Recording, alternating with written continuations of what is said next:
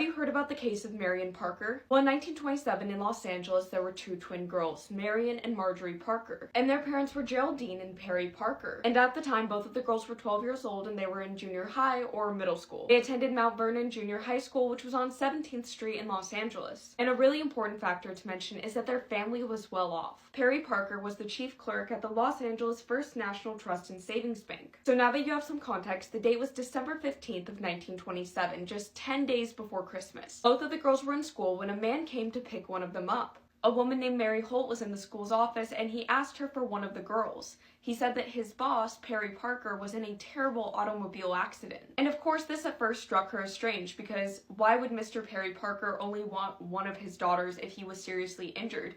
Wouldn't he want both? But the man continued on that Mr. Parker only wanted one of his daughters, the youngest one. And once again, that's super strange, right? Because his daughters were twins, so same exact age, maybe give or take a few minutes. Mary Holt is still confused by his request, and then he says one more time, "I want the smaller one." Mary hesitated, so the man said, and I quote, "I am an employee of the bank where Mr. Parker is the chief clerk, and if there's any doubt in your mind, here's the bank's telephone number. You may call there." But instead of calling the bank, Mary was convinced that the man was sincere, so she asked for Marion to be pulled out of class. And at the time, her class was throwing a Christmas party. And as Marion walked away with the strange man towards his car, her twin sister Marjorie witnessed this. She would later tell police that she did not recognize the man whatsoever, but she described him as being 25 to 30 years old, of being white, and having dark brown wavy hair. Now, as I'm sure you can already imagine, there was no automobile accident. Mr. Parker was just fine, and Marion did not know the man who took her. She had been kidnapped, and that became evident when Marjorie returned home and her mother asked her where her sister was. And then at 6:20 p.m. a telegram arrived to their house. At the time, they lived at 1631 South Wilton Place, which was less than a mile from the girls' middle school. This telegram was addressed to Perry Parker, and it said that his daughter had been kidnapped. It also said to be on the lookout for future telegrams that would have ransom demands. The telegram ended with "Marion secure, use good judgment, interfere with my plans, dangerous." And then the very next day, which would have been December 16th of 1927, Perry received a special delivery letter,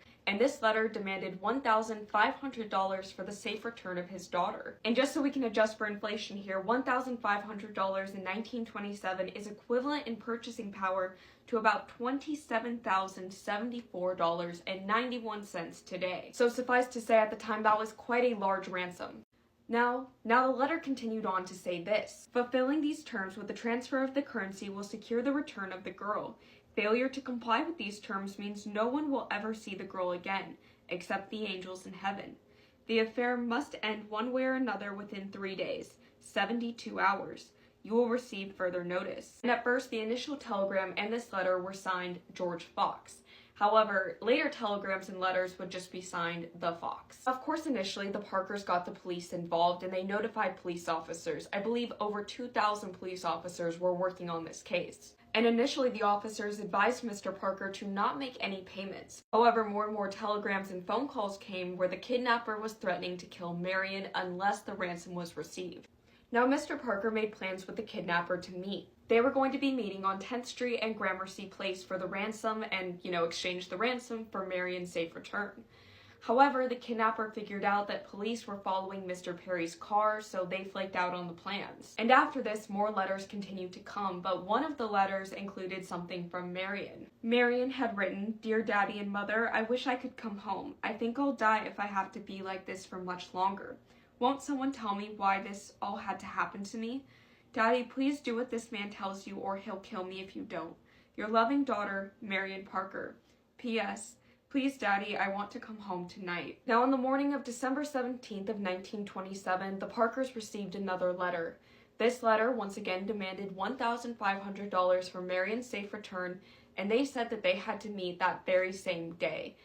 But if Mr. Parker was followed, then no deal, and Marion would be dead. The meeting was going to be at 7:35 p.m. Mr. Parker was told by the kidnapper to leave his home with the money and drive to the corner of 5th Street and Manhattan Place in Los Angeles. The kidnapper said that he would pull up beside Mr. Parker's car, show him that Marion was safe, take the money, and then would drop Marion off a block away. And Mr. Parker did not notify the police about this phone call or about this meetup plan. He did not want his daughter to be killed. So he left home that night with $1,500 in $20 bills. By 7:35 p.m. on the dot, Mr. Parker was at the meetup place, and it was then that a Chrysler coupe pulled up beside him.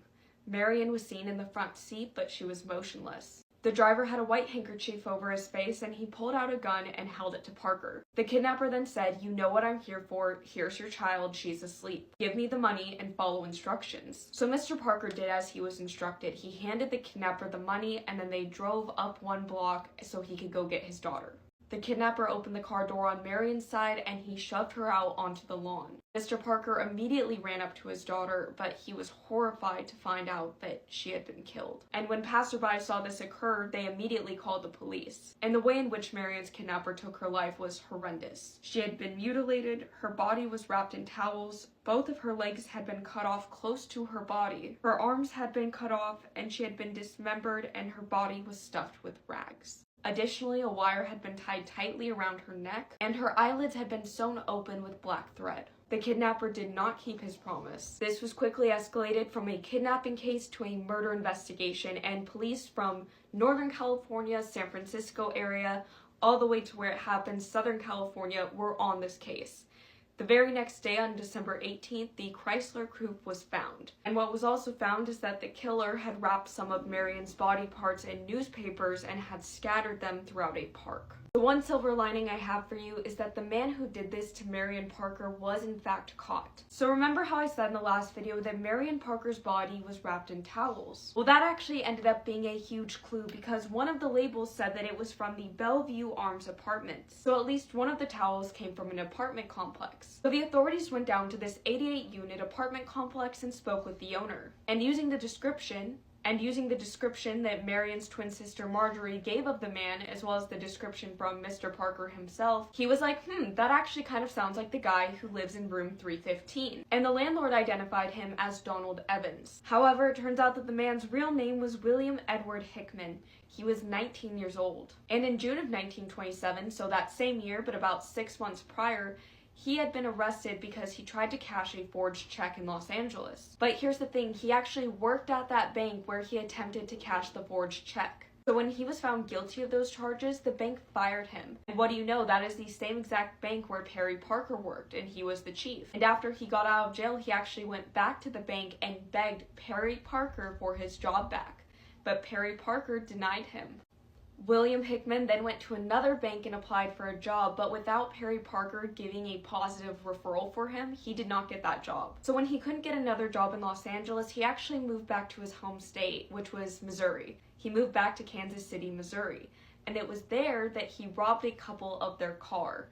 This car was the Chrysler coupe that he ended up kidnapping Marion in. He then drove it back to Los Angeles, went to that apartment complex, and requested a quiet apartment at the back of the complex. Now back to the present time of the case. Authorities arrived to his apartment and he was already gone. However, they did find significant evidence in his apartment. For one thing, they found fingerprints that matched the fingerprints on the ransom notes as well as the fingerprints on the Chrysler. Now, the other surprising but big piece of evidence was half of a Brazil nut. When Marion's body was dumped off, she had half of a Brazilian nut in the pocket of her dress, and the other half that was found in the apartment was an exact match to be the other half. And of course, nowadays, this would be just as a horrific crime, but back then, they were able to put so many police officers on this case, over 2,000.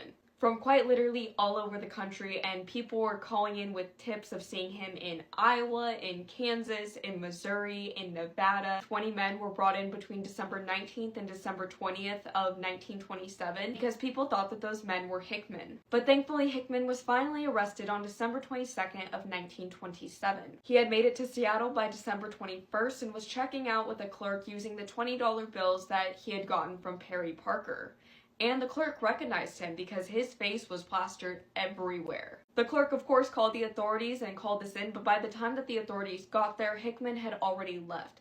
At this point, he had also stolen another vehicle, and authorities in Washington ended up recognizing the stolen car because at this point he was driving near the border of Oregon and Washington. And within the car, authorities found $1,400 that was left over from the $1,500 ransom. Hickman's words when he was arrested were, "Well, I guess it's all over." Now, right away, he did admit to kidnapping Marion, but he denied that he killed her. He claimed to have had two accomplices, one of them being named Andrew Kramer. However, Andrew, who he had blamed for the murder, was actually in Los Angeles jail, so he could not have done it. Now, during Hickman's confession, he insisted that it was not an act of revenge against her father and that he truly just wanted the money for college. He said that he would have gone straight, not committed any crimes, if he had just gotten the money and could go off to college and, he'd live a totally normal life. But instead, he chose to kidnap a little girl and murder her. But Hickman did end up saying that he ended up strangling Marion with a towel because he was afraid that she would make noise. In his written confession, this is what he said. "I knew that if I refused to take her back Saturday morning, she might distrust me enough to give some sign which would cause my discovery. Yet I felt that if I did take her back in daylight, I might fall in a trap and be caught. So in order to go through with my plans enough to get the money and to keep Marion from ever knowing while she lived that I would disappoint her confidence in me, I killed her so suddenly and unexpectedly, as she passed beyond consciousness so quick and unexpectedly that she never had a fear or thought of her own death. Then, in order to get her out of my apartment without notice, I was prompted after she was beyond consciousness to dissect her body." But then he realized that in order to get the ransom money, she would have to look alive. So that is why he stuffed her body with towels and sewed her eyelids open. And for this horrific crime, he ended up spending the rest of his days on death row in San Quentin.